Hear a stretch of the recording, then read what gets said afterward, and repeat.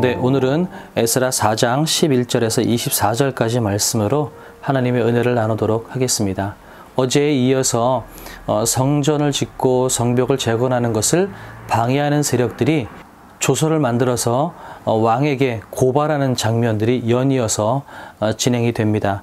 뭐라고 이야기하냐면 아닥사스다 왕에게 올린 그 글의 초본은 이러하니 강 건너편에 있는 신하들은 왕에게 아뢰나이다. 그러니까 지금 이 강 건너편 예루살렘에 있는 사람들 중에서 성벽이 재건되고 성전이 재건되는 것을 방해하는 세력들이 지금 아닥사스다 왕에게 편지를 보내는 겁니다. 그 이후의 내용은 대충 이렇습니다. 지금 예루살렘 사람들, 이스라엘 사람들이 성벽을 재건하고 있는데 저 성벽이 완공되면 왕께 조공을 바치지도 않고 세금도 안 낼 거고 반역할 겁니다. 그러니까 저 성벽이 재건되기 전에 막아야만 됩니다. 저희는 왕의 충신으로서 저들이 반역하는 꼴을 못 보겠습니다. 그러니 미리 고발하니까 왕께서 조서를 내려서 저들이 성벽 짓는 것을 막도록 해주십시오. 이렇게 지금 조서를 이야기하는 겁니다.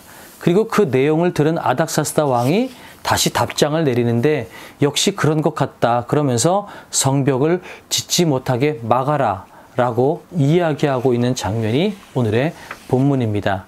그래서 나중에는 이 사람들이 아닥사스다 왕의 조서를 가지고 23절에 보니까 아닥사스다 왕의 조서 초본이 르훔과 서기관 심세와 그의 동료 앞에서 낭독되매 그들이 예루살렘으로 급히 가서 유다 사람들을 보고 권력으로 억제하여 그 공사를 그치게 하니라고 이야기를 합니다.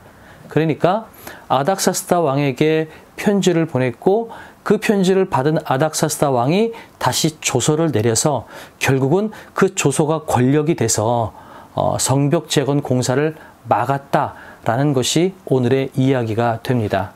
오늘 이것을 통해서 두 가지 은혜를 나누고 싶습니다. 첫 번째는 진짜 왕이 누군가 하는 것입니다. 사실은 4장 11절서부터 23절까지는 이 방백들이 아닥사스다 왕과 서로 소통하는 내용들이 나오면서 왕은 아닥사스다 왕이고 권력이 아닥사스다 왕으로부터 오는 것에 대해서 이야기를 하고 있고 그 아닥사스다 왕으로부터 부여받은 권력으로 말미암아 성벽 재건을 막았다라는 것까지가 23절까지 얘기해요. 그런데 24절에 보면 이에 예루살렘에서 하나님의 성전 공사가 멈춰졌다라는 이야기를 하고 있거든요. 하나님이 딱 한 번 언급이 됩니다. 저는 이것을 보면서 오늘 주제를 실패한 것 같아도 라는 부제를 한번 붙여봤어요. 무슨 얘기냐면 지금 11절부터 23절까지는 아닥사스다 왕이 나오고요. 24절에 단 한 번 하나님이라는 단어가 언급이 되는데 두 개를 보면서 누가 진짜 왕인 것 같으냐라고 하는 질문을 우리에게 주는 것 같아요. 거의 본문의 대부분을 차지하는 것도 그렇고 결과론적으로도 그렇고 세상 왕, 아닥사스다 왕이 진짜 권력이 있는 것 같고요. 그 아닥사스다 왕에게 기댄 이 르훔과 심세와 그런 그 동료들이 진짜 권력을 얻은 승리한 사람들 같이 보여집니다. 그리고 한 번밖에 나오지 않은 하나님은 마치 실패한 것 같이 보인다는 거죠. 그러나 우리는 역사적으로 압니다. 성벽도 그렇고 성전도 그렇고 잠깐 멈춰졌을지 모르지만 다시 재건돼서 완공된다는 사실을 우리가 이미 역사적으로 알고 있습니다. 그래서 지금 당장 아닥사스다 왕이 권력이 있는 것 같고 그 왕으로부터 권력을 부여받은 사람들이 승리한 것 같고 하나님은 아무런 힘이 없는 것 같고 하나님이 실패한 것 같아요. 그런데 이 상황을 놓고서 우리에게 질문합니다. 너희들은 진짜 왕이 누구인 것 같으냐? 지금 하나님이 실패한 것 같이 보이지만 진짜 하나님이 실패한 것 같으냐? 라고 하는 질문을 우리에게 주고 있는 것 같습니다. 지금 당장 우리 눈에는 지금 이 순간에는 하나님이 실패한 것 같고 아닥사스다 왕의 힘이 더 위대해 보일지 모르지만 그러나 결과적으로 하나님이 위대하시고 하나님이 승리하셨고 성전은 다시 건축되고 완공된다는 사실 우리가 압니다. 그래서 하나님이 진짜 왕이다. 결국은 하나님이 승리할 거다. 지금 우리가 실패한 것 같고 지금은 우리가 연약한 존재인 것 같이 보일지 모르지만 우리가 진짜 강한 존재이고 우리의 하나님이 진짜 왕이다 라는 그런 말씀을, 그런 도전을 우리에게 주고 있는 것 같다라는 생각이 듭니다. 또 한 가지는 좀 어려운 이야기인데요. 시기상으로는 성전 공사가 마무리가 먼저고요. 성벽이 나중이거든요. 그런데 오늘 본문을 보면 11절서부터 23절까지는 내내 성벽 얘기를 하다가 마지막에 24절에 가서 그래서 하나님의 성전 공사가 중단됐다라는 이야기를 하고 있습니다.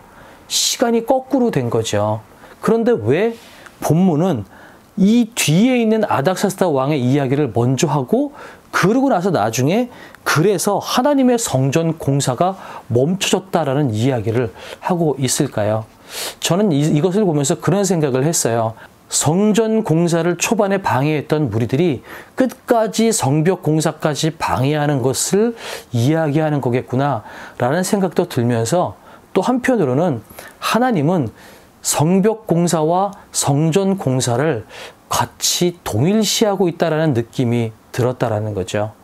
무슨 얘기냐면 우리는 하나님은 성전에만 계시는 것 같고 이 세상, 성벽, 이 세상 우리가 살아가는 터전에는 마치 하나님이 관여하시지 않는 것 같이 여겨질지 모르지만 하나님의 마음에는 성전이나 성벽이나 동일하게 하나님의 마음이 가 있다라는 것 같이 느껴진다라는 거죠.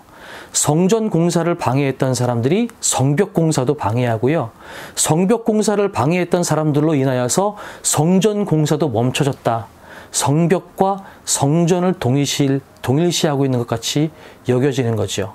그래서 우리가 넘어진 자리에 하나님도 함께 계시고 성벽이 멈춰진 자리에 성전도 멈춰지는 것처럼 성전이 멈춰진 자리에 성벽도 멈춰지는 것처럼 우리가 넘어지는 자리에 하나님도 함께 계시고 우리가 실패한 자리에 하나님도 같이 동행하고 계시다라는 생각이 들었어요.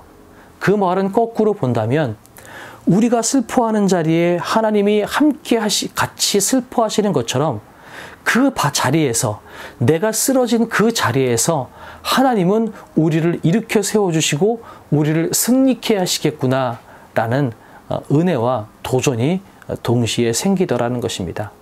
하나님은 성전에만 계시는 하나님이 아닙니다.